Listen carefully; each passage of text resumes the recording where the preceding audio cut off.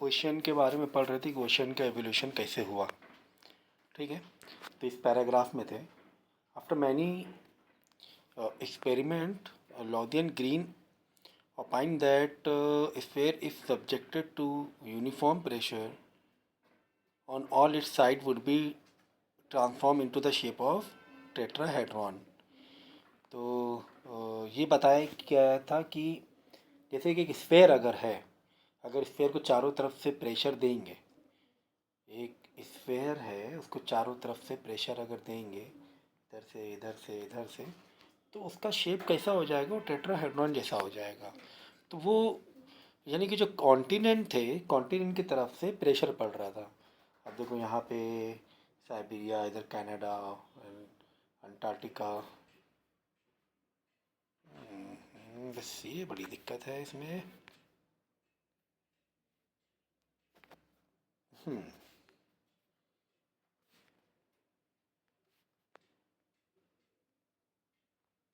ठीक है।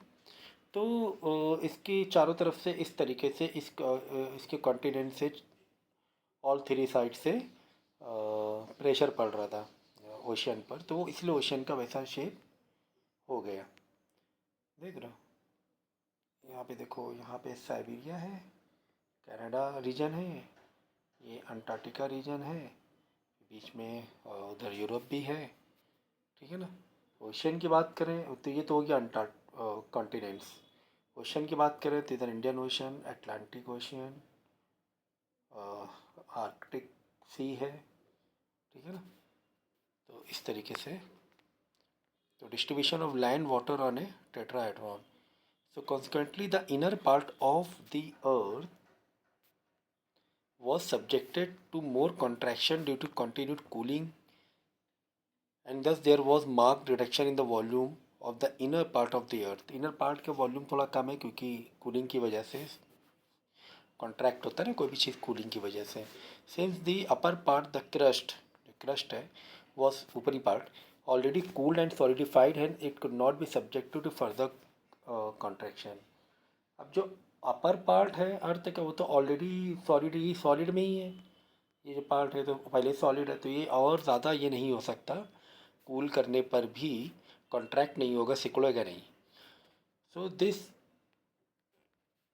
Resulted into possible gap between the upper and inner part of the earth. इस वजह से अपर और इनर पार्ट के बीच में गैप आ गया, क्योंकि इनर जो पार्ट है वो कॉन्ट्रैक्ट हो रहा है, ऊपर का पार्ट तो फिक्स है।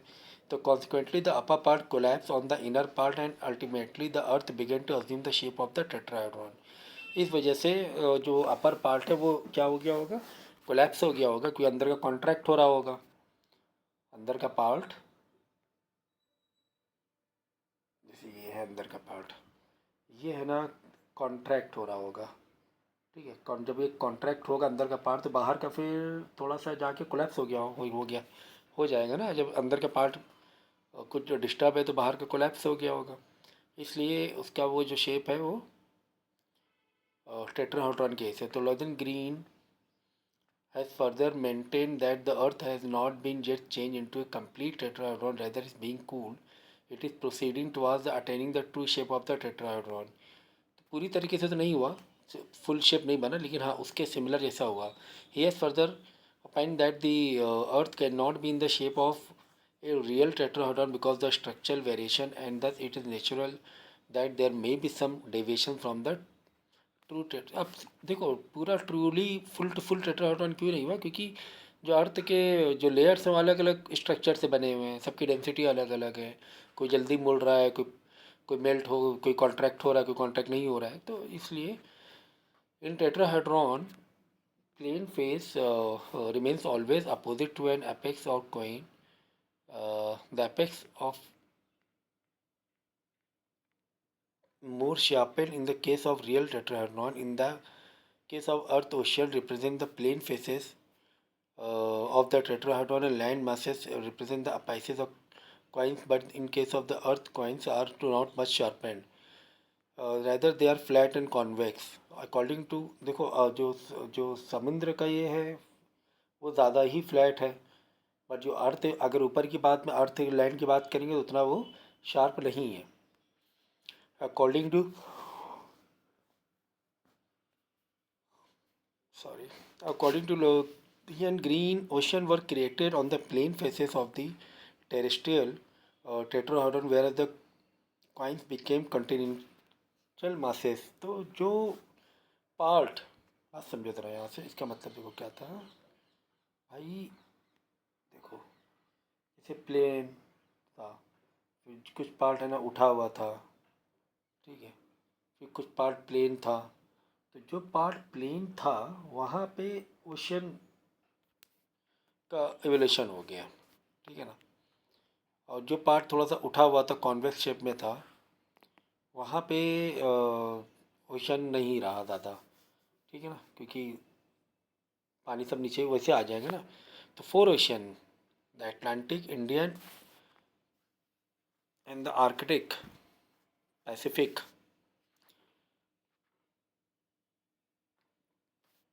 देखो यहाँ आर्कटिक है, यहाँ पर अटलांटिक है, फिर बीच में अमेरिका सब, नॉर्थ एंड साउथ अमेरिका का, ये बाद में यहाँ पे पैसिफिक है, ठीक है। और क्या बचा, ये इंडियन इंडियन ओशन इधर पूरा है।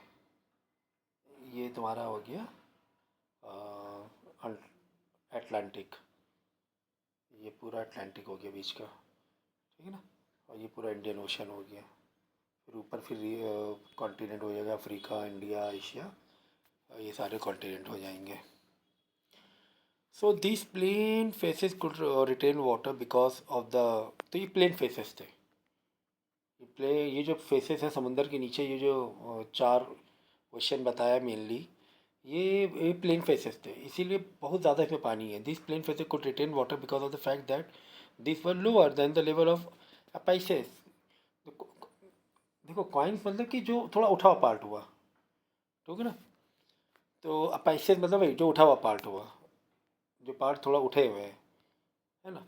टेरेस्ट्रियल टेट्राहेड्रॉन, तो टेट्राहेड्रॉन पार्ट में थे। Continent were form along the apices of the tetrahedron. The fact में also be proved on the basis of experiment.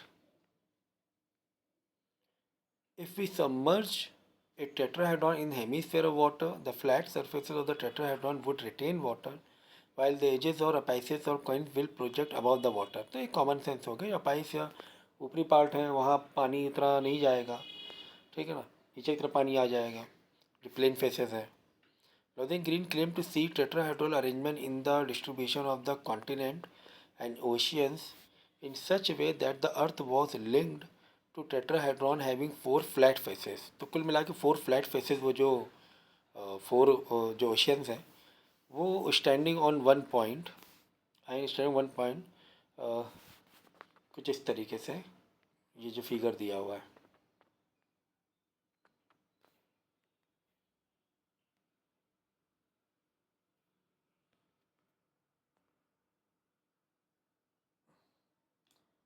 ठीक है, अब देखो ये सब है ना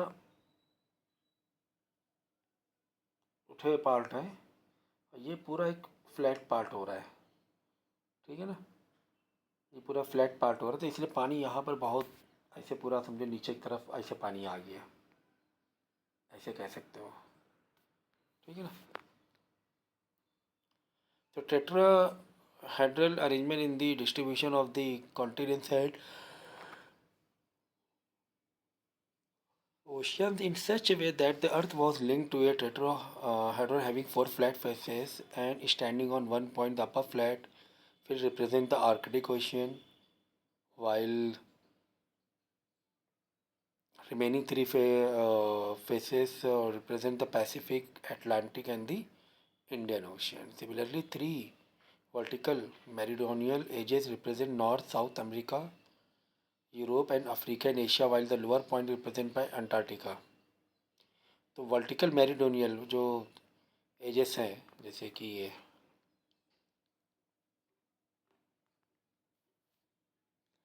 कुछ इस तरह कह सकते हो। देखो अगर एक एक एक मैप को, वर्ल्ड के मैप को बहुत दूर से देखो तो तुम्हारा कुछ ऐसे दिखेगा ना, जो मतलब कॉन्टिनेंट्स है। ये एक वर्टिकल पार्ट हो गया, जो नॉर्थ एंड साउथ अमेरिका हो गया, ठीक है ना। दूर से देखोगे तो ऐसा ही कुछ कुछ दिखाई देगा। फिर यूरोप और अफ्रीका कुछ ऐसे दिखेगा, बीच में ना गैप हो गया, अंटार्कटिका सी है, ठीक है ना। उसके बाद जो हो गया एशिया, अफ्रीका और यूरोप और अफ्रीका, फिर एशिया का पार्ट कुछ ऐसे दिखाई देगा, है ना। ऐसे ऐसे से वर्टिकल आप ले सकते हो, ठीक है ना। बीच में पानी है पूरा, है ना, इधर पानी है। फिर नीचे एक पार्ट हो गया, वो भी वो लैंड हुआ अंटार्कटिका, ऊपर फिर वापस पानी है, ठीक है ना। कुछ इस तरीके से बना हुआ है। Thus, the presence of water around North Pole and the location of South Pole in land area, that is Antarctica continent, are very well explained on the basis of tetrahedral hypothesis. Three coins out of the four equilateral triangle are located in the northern hemisphere. नदर hemisphere में चार पूरे पूरे triangle shape के continents हैं। Only four can locate southern, फिर चौथा वाला जो है वही अंटार्कटिका जो है वो सदर्न हेमिस्फेयर में है। बाकी जितने भी जो मेनली तीन बड़े बड़े पार्ट हैं वो कहाँ पे है, नदर्न में है, नॉर्थ पार्ट में हेमिस्फेयर के। ओनली द फोर्थ कॉइन, हाँ ठीक है। So these three coins represent the oldest rigid masses around the which the present continent have grown. These three ancient shields are the Laurentian और Canadian shield बोलते हैं, that is Baltic shield and Siberian shield, ठीक है। एक Canadian shield हो गया, Baltic shield हो गया, एक साइबेरियन शील्ड हो गया। साइबेरियन शील्ड में आप कह सकते हो कि पूरा एशिया, यूरेशिया, ये पूरा आ जाता है। कैनेडियन में आप बोल सकते हो south America, Canada, north America, सारे पार्ट हो गए, ठीक है ना। अब बाल्टिक में आप यूरोप, अफ्रीका, ये ले सकते हो आप। तो फोर्थ का और चौथा है जो वो अंटार्कटिका शील्ड हो गया, नीचे जो है अर्थ के साउथ पोल में है जो। The present continents have grown out this four ancient shield represented by four kinds of the tetrahedron. All the continents develop along the edges of the tetrahedron, taper southward as the triangular shape of the continent is proved. The location of the ocean along four plane faces and continent along the edges or kinds of the plane faces of tetrahedron prove antipodal position land and water. Antipodal मतलब कि ऐसे कि continent ऐसे हैं तो water उसी के उल्ट वो हो गया ना, अपोजिट में चारों तरफ। तो ये थी पूरी हमारी tetrahedral theory.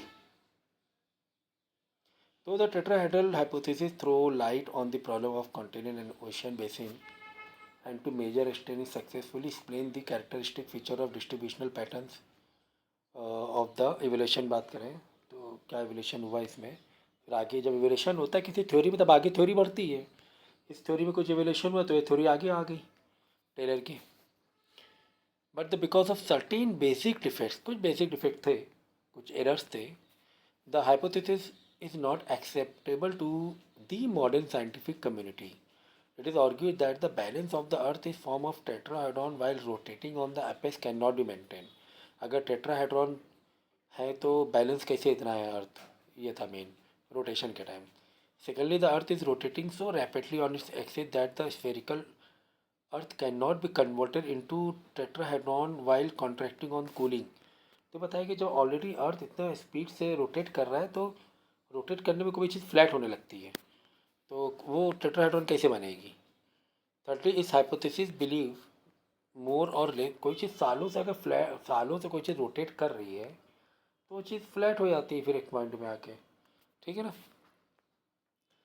thirdly the hypothesis believe more or less in the permanency of continents and ocean basin while the plate tectonic theory was validated the concept of continental drift।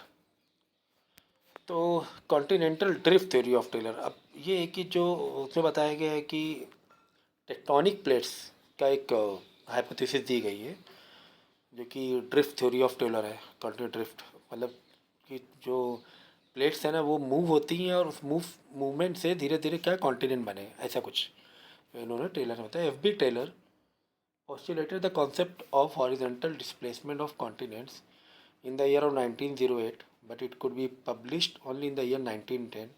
The main purpose of this hypothesis was to explain the problem of origin of the folded mountain of tertiary period. तो mountain जो folded mountain है वो उस main जो explanation था hypothesis का वो ये था कि माउंटेन्स का ओरिजिन मेनली देखा जाए तो in fact F B Taylor wanted to solve the peculiar problem of the distributional pattern of tertiary folded mountain कि इस जो माउंटेन जो हैं जैसे खासकर हिमालय रीजन आप देखोगे इंडिया और चाइना और पाकिस्तान नेपाल के बीच पूरा जो रीजन है ये बहुत बड़ा रीजन है पूरे वर्ल्ड का. तो ये कहाँ से कैसे इसका ये एवोल्यूशन हुआ तो ये मेन था. और दूसरी जगह जो माउंटेन्स है वो कैसे रीजन उस तरह कैसे फोल्डेड माउंटेन्स का एवोल्यूशन हुआ. तो the north south arrangement of the Rockies and the Andes of the western margin of the North and South America and West East Eastern-alpine mountain that Alps, Himalayas, etc. posted a serious problem before the tailor which needed careful explanation. He could not find any help from the contraction theory to explain the peculiar distribution of tertiary folded mountain. Hence, he propounded the drift or displacement theory.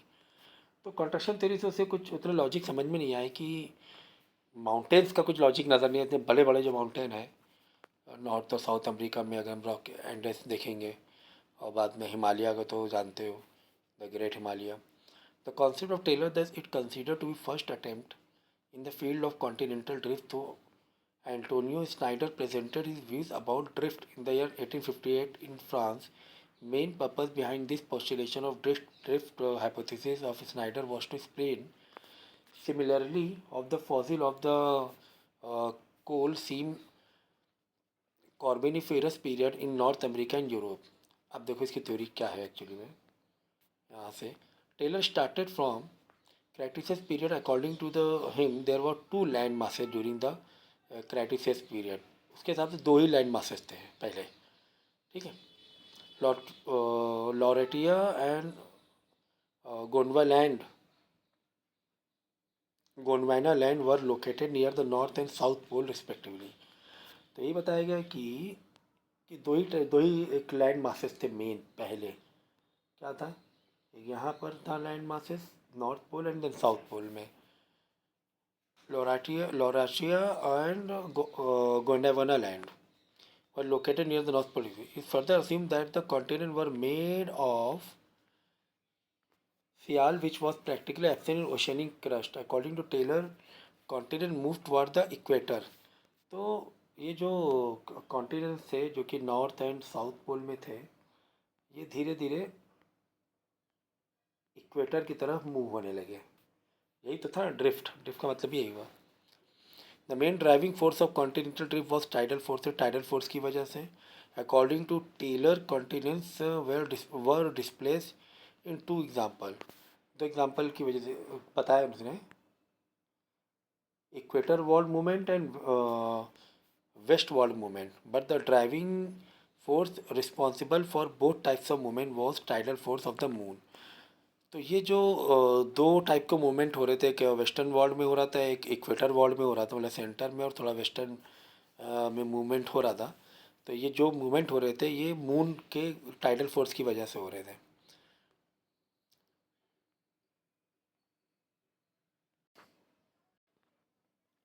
सो जो Laurasia था started moving away from the north pole because of the enormous tidal forces of the moon toward the equator in the radial manner. This movement of land masses resulted into tensional force near the north pole, which caused stretching, splitting and rupture in the land masses. ठीक है. तो जो Laurasia था वो north pole से खिंच के धीरे धीरे इक्वेटर तरफ आने लगा. तो जब खिंच के आने लगा तो वहाँ पर लैंड टूटने लगी है ना. स्ट्रेच होने लगा, स्प्लिट होने लगा. पूरा पूरा उठ के नहीं आ गया ऐसे. तो consequently Baffin Bay, Labrador Sea and Davis Strait were form. तो कुछ और मतलब अब जब वो टूट के आने लगे तो बीच में गैप हो गया ना. ऐसे ये स्प्लिट हुआ समझो, इधर स्प्लिट हुआ, ये स्प्लिट होकर इधर आया तो बीच में गैप वही लैंड के बीच में गैप होने लगे, बीच बीच में टूट टूट के जब आ रहा था, जब जहाँ से जो हिस्सा टूटेगा तो उधर बीच में गैप हो जाएगा ना। जो गैप हुआ उससे क्या बने, बैफिन बे, लेब्राडोर सी, डेविस स्ट्रेट, ऐसे दो तीन नाम दिए गए। तो वो उस टाइप के सी और बे, खाड़ी जो होती है उस वो बनने लगे। खाड़ी बेसिकली, जो खाड़ी बे जो वर्ड है ना, जैसे कि बे ऑफ बंगाल, तो बे ऑफ बंगाल जो बे वर्ड है वो भी सी होता है। जैसे ये इंडिया है और ये इधर बांग्लादेश है, तो अब यहाँ पे नाम दिया गया बे ऑफ बंगाल। ठीक है। तो अच्छा, बे जो नाम होता है जब दो लैंड, जैसे कोई दो एक लैंड है, अब एक लैंड के दो टुकड़े होते हैं, उसके बीच में जो सी निकल जाता है, जैसे चलो ये मत लो, हाँ, जैसे कोई एक लैंड है, ठीक है, अब बीच में थोड़ा टूटा, टूट के जो गैप बन गया, यहाँ पे जो गैप बना, ठीक है, यहाँ पे अंदर इधर भी सी था इधर भी सी था, तो पानी उधर भी चला जाएगा, है ना। जब भाई ये दो टुकड़े हो गए, तो यहाँ पे सी ओशियन था, इधर ओशियन था, और ये बीच का पूरा पार्ट लैंड था, लेकिन बीच के दो टुकड़े हो गए तो पानी यहाँ बीच में आ जाएगा, तो एक सी समुंदर बन गया वहाँ पर, एक समझो एक तरीके से, उसी को बे कहते हैं, खाड़ी बोलते हैं इसे। So Labrador Sea and Davis Strait were, जैसे कि गल्फ़ कंट्री में देखो अरब खाड़ी बोलते हैं, है ना, खाड़ी देश बोलते हैं, खाड़ी देश है, वो स्ट्रेच होकर वहाँ समंदर बन गया ऐसे। तो ये होता है बेसिकली, जैसे लैंड है, इधर लैंड है, इधर लैंड है, तो ये पूरा लैंड है, बीच में जगह खाली है, तो ये ये बोला गया कि यहाँ पर क्या है कि ये पहले अगर ये लैंड एक थे तो ये दो अलग अलग हो गए, स्प्लिट हो गए। अब वो जो स्प्लिट हुए वहाँ पानी चला गया अंदर, पानी जगह ले ली, तो वो उसको बोलते हैं बे।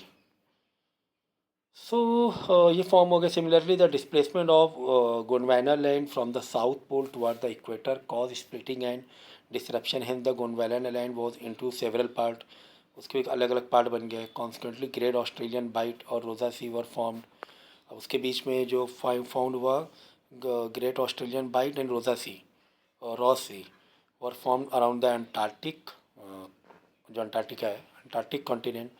Arctic Sea was form between the Greenland and Siberia due to equatorward movement to Laurasia. तो ऊपर जो टुकड़ा, पूरा ऊपर का टुकड़ा तो पूरा इधर उधर हो गया, फैल गया, ठीक है, ऊपर के जो टुकड़ा है इधर आ गया, कुछ इधर आ गया, कुछ इधर आ गया, तो ये जो खाली जगह रहेगी पूरा का पूरा आर्कटिक सी बन गया था, पूरी जगह ही खाली हो गई। लेकिन यहाँ पर पूरी जगह खाली नहीं हुई, साउथ में थोड़ा सा लैंड चुपका ही रह गया, वो अंटार्कटिका हो गया, थोड़ा लैंड रह गया, बाकी कुछ लैंड इधर चला गया, कुछ छोटे छोटे छोटे छोटे टुकड़े, बहुत सारे आइलैंड हो गए वहाँ पर, ठीक है।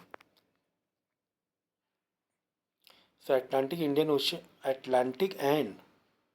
Indian Ocean were supposed to have been formed because of the filling of gap, uh, drifting continent with water, जो मैंने अभी गैप का बता रहा था आपको। Taylor assumed that the land masses began to move in lobe form while drifting through the zones of lesser resistance. Thus, the mountain and island arc were formed in the frontal part of the moving lobes. तो जो टुकड़े जैसे Himalayas और जो Alps हैं, और Europe में हैं, ये जो माउंटेन्स हैं, ये माउंटेन देखना पड़ेगा कहाँ पर है। जो कॉकेशस माउंटेन है वो इधर है, हिमालय तो पता ही है आपको, और एल्प्स भी पता है आपको। जो कॉकेशस माउंटेन है, ये जैसे अरब हुआ, इधर नीचे इधर अफ्रीका हुआ, और इधर यूरोप हुआ, यूरोप ज़्यादा एक्सटेंड कर दिया मैंने, इधर यूरोप हो, तो ये बीच में कुछ जगह है, अज़रबैजान, जॉर्जिया, यहाँ पे जो माउंटेन्स हैं इसे बोलते हैं कॉकेशस माउंटेन, कॉकेशस माउंटेन। और एल्प्स हो गया, उसके ऊपर एल्प्स हो गया, ठीक है।